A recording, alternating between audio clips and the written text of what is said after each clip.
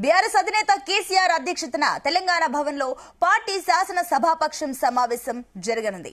రేపటి నుంచి ప్రారంభం కానున్న అసెంబ్లీ బడ్జెట్ సమావేశాలతో పాటు ఎమ్మెల్సీ ఎన్నికల్లో అనుసరించాల్సిన వ్యూహంపై పార్టీ ఎమ్మెల్యేలు ఎమ్మెల్సీలకు కేసీఆర్ దిశా నిర్దేశం చేయనున్నారు. బడ్జెట్ సమావేశాల్లో ఎస్సీ వర్గీకరణ, బీసీలకు 42% రిజర్వేషన్లపై బిల్లులు ప్రవేశపెట్టాలని ఈ నెల 6న జరిగిన రాష్ట్ర మంత్రివర్గ సమావేశంలో ప్రభుత్వం నిర్ణయించింది. ఈ నేపథ్యంలో బీఆర్ఎస్ ప్రభుత్వ హయాంలో తీసుకున్న చర్యలపై కేసీఆర్ పార్టీ ప్రజా ప్రతినిధులకు వివరించి అందుకు అనువైన కార్యాచరణపై దిశానిర్దేశం చేయనున్నారు. ఇక రాష్ట్రంలో వ్యవసాయ రంగం, రైతాంగం ఎదుర్కొంటున్న సమస్యలను సభ దృష్టికి తీసుకువెళ్లే కార్యాచరణ తదితర అంశాలపై కూడా మార్గనిర్దేశం చేయనున్నట్లు పార్టీ వర్గాలు తెలిపాయి.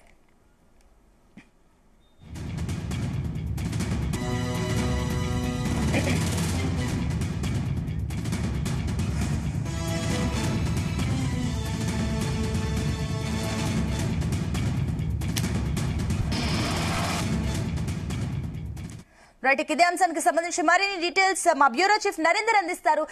నరేందర్, ఈ రోజు బీఆర్ఎస్ ఎల్పీ సమావేశంలో కేసీఆర్ ఎలాంటి అంశాలని హైలైట్ చేయబోతున్నారు? దీనికి సంబంధించిన డీటెయిల్స్ ఏంటి? Good morning Sunitha. రేపటి నుంచి జరగాల్సినటువంటి బడ్జెట్ సమావేశాలు మీద ఇప్పటికే అస్త్రశస్త్రాలు వాడుకుంటున్నటువంటి పరిస్థితి. అధికార పక్షం ప్రతిపక్షాలను ఇరుకులో పెట్టే ప్రయత్నం చేస్తుంటే, ప్రతిపక్షాలు అధికార పార్టీని ఇరుకున పెట్టే ప్రయత్నాలు ముమ్మరంగా చేస్తున్నాయని అర్థం చేసుకోవాలి.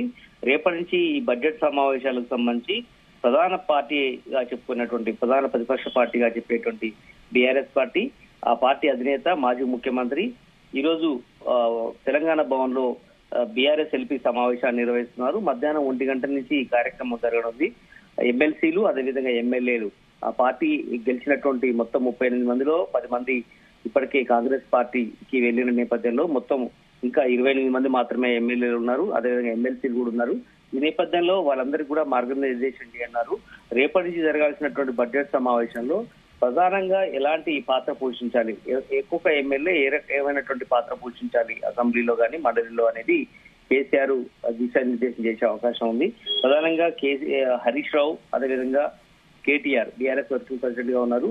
ఇద్దరు కూడా ఎమ్మెల్యేలు ఉన్నారు. ఎప్పట్లో ఒక్కొక్కరికి రకమైనటువంటి ప్రధానమైనటువంటి ఇష్యూస్ తీసుకురాబోతున్నారు. ప్రధానంగా రాష్ట్రంలో నెలకొన్నటువంటి ఈ పరిస్థితుల్లో వేసవి ఇంకా ముద్రక ముందే ఇప్పటికే చాలా చోట్ల కూడా తెలంగాణలో, ఉత్తర తెలంగాణలో కానీ, ఇటు దక్షిణ తెలంగాణలో కానీ నీటి ఎద్దడి తయారైనటువంటి పరిస్థితి ఉంది. చాలా చోట్ల కూడా నీరు, ఇంకా ప్రాజెక్టుల నుంచి నీళ్లు రాని పరిస్థితి ఉంది. ప్రాజెక్టులు కావాలనే నీళ్లు రిలీజ్ చేయట్లేదు. అందుకనే చాలా చోట్ల కూడా పొలాలు ఎండిపోతున్నాయి అన్నటువంటి విషయాన్ని కూడా సభ దృష్టికి తీసుకొచ్చే అవకాశం ఉంటుంది.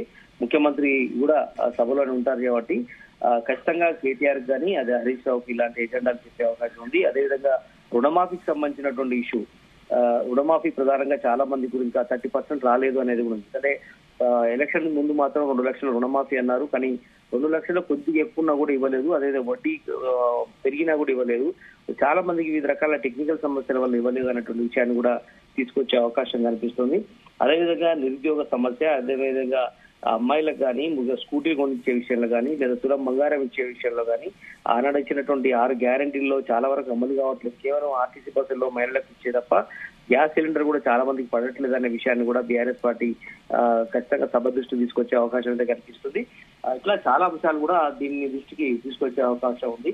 అదేవిధంగా ఎస్సీ వర్గీకరణ సంబంధించి కూడా ఈ మధ్య కాలంలో దీని మీద బడ్జెట్ సమావేశాలకు సంబంధించిన ప్రస్తావన వచ్చే అవకాశం ఉంటుంది. అదేవిధంగా 42% బీసీలకు సంబంధించిన రిజర్వేషన్ బిల్లు కూడా ఇందులోనే చేసే అవకాశం ఉంది. కాబట్టి దాని మీద ఉన్నటువంటి అనుమానాలు నివృత్తి చేయాల్సిన అవసరం ఉందని కూడా బీఆర్ఎస్ పార్టీ ఎత్తే అవకాశం ఉంది. ప్రధానంగా కులగణన అనేది సరిగా జరగలేదు, అందుకని మేము కూడా పార్టిసిపేట్ చేయలేకపోయామనేటువంటి విషయాన్ని కూడా చెప్పే అవకాశం ఉంది. ఇక స్వయంగా మాజీ ముఖ్యమంత్రి, బీఆర్ఎస్ ఎల్పీ నేతగా ఉన్నటువంటి, ప్రతిపక్ష నేతగా ఉన్నటువంటి కేసీఆర్ కూడా సభకు వచ్చే అవకాశం ఉంది.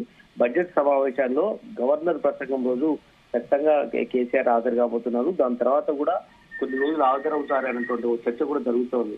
కనుక ఎన్ని రోజులు హాజరవుతారు, ఏ విషయాలు కూడా ఖచ్చితంగా ఒక దిశానిర్దేశం చేసే అవకాశం అయితే కనిపిస్తుంది.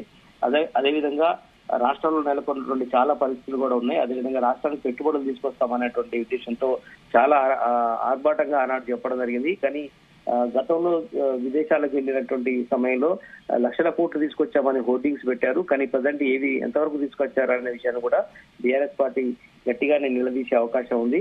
అదేవిధంగా ఈ మధ్య కాలంలో జరుగుతున్నటువంటి వ్యవహారాలు కావచ్చు, ల్యాండ్ కి సంబంధించిన ఎల్ఆర్ఎస్ ఇష్యూ కూడా ప్రధానమైనటువంటి ఇష్యూ కూడా ఉంది. ఆనాడు బీఆర్ఎస్ గవర్నమెంట్ లో 1000 రూపాయలు కట్టినటువంటి పరిస్థితి ఉంది. కానీ ఇప్పుడు ఎల్ఆర్ఎస్ ఫ్రీగా చేస్తామని చెప్పినటువంటి ఆనాడు కాంగ్రెస్ ఇప్పుడు ఎందుకు అధికారంలోకి వచ్చిన తర్వాత మర్చిపోయింది అనే విషయాన్ని కూడా ఖచ్చితంగా సభ దృష్టికి తీసుకొచ్చే అవకాశం అయితే కనిపిస్తుంది. ఇట్లా చాలా అంశాలు కూడా ఈ మధ్య కాలంలో ఉన్నాయి కనుక పార్టీకి సంబంధించినటువంటి ఇంటర్నల్ విషయాలు కూడా ఇదే తెలంగాణ భవన్లోనే ఇష్యూలన్నీ కూడా చెప్పే అవకాశం ఉంది. ఇక బడ్జెట్ ఎట్లా ఉండబోతుంది అనేది కూడా లాస్ట్ సారి 2,91,000 కోట్ల రూపాయలు బడ్జెట్ పెట్టారు. ఈసారి వాస్తవ బడ్జెట్ పెట్టాల్సిన అవసరం ఉందని కూడా చెప్పే అవకాశం ఉంది. చాలా చోట్ల కూడా ఇంకా కొన్ని రంగాలకు సరైనటువంటి బడ్జెట్ పెట్టలేదు కాబట్టి నిలదీయాల్సిన అవసరం ఉందని కూడా చెప్పే అవకాశం ఉంది. ఇవన్నీ కూడా కేసీఆర్ పార్టీ యంత్రాంగానికి అందరూ కూడా సూచించే అవకాశం ఉంది. అదేవిధంగా పార్టీ మారినటువంటి ఎమ్మెల్యేల విషయంలో కూడా ఒక స్టాండ్ తీసుకోవాల్సిన అవసరం ఉందని కూడా ఉంది. ఎందుకంటే పార్టీ మారిన ఎమ్మెల్యేల మీద ఇప్పటికే హైకోర్టుకు వెళ్లారు. హైకోర్టులో న్యాయం జరగకపోతుందో సుప్రీంకోర్టుకు వెళ్లారు. సుప్రీంకోర్టులో కూడా ఇంకా తీర్పు ఇంకా వెల్లడి కావాల్సి ఉంది. దీని మీద వాయిదాలు పడుతూ వస్తున్న నేపథ్యంలో దీని మీద ఖచ్చితంగా ఒత్తిడి చేయాల్సిన అవసరం ఉందని కూడా చెప్తున్నారు. అదే సమయంలో ఈ మధ్య కాలంలో ఎమ్మెల్సీ ఎన్నికల రిజల్ట్ కూడా వచ్చాయి. బీజేపీ కొంత బలపడినటువంటి పరిస్థితి. బీజేపీ కూడా అదే రకమైనటువంటి ఎత్తుగడతో ముందుకెళ్లే అవకాశం ఉంది అనిపిస్తుంది. కనుక ఇప్పుడు 2 ప్రధాన ప్రతిపక్ష పార్టీలుగా తయారైనటువంటి నేపథ్యంలో బీఆర్ఎస్ పార్టీ ఉనికి లేకుండా చేయాలని కూడా ఇప్పటికే అధికార పార్టీ ముఖ్యంగా రేవంత్ రెడ్డి చేస్తున్న నేపథ్యంలో బీజేపీ కూడా సభలో ఎట్లాంటి వ్యూహంతో ముందుకెళ్తుందనేది కూడా మనం చూడాల్సిన అవసరం ఉంది. Right Narender, thank you.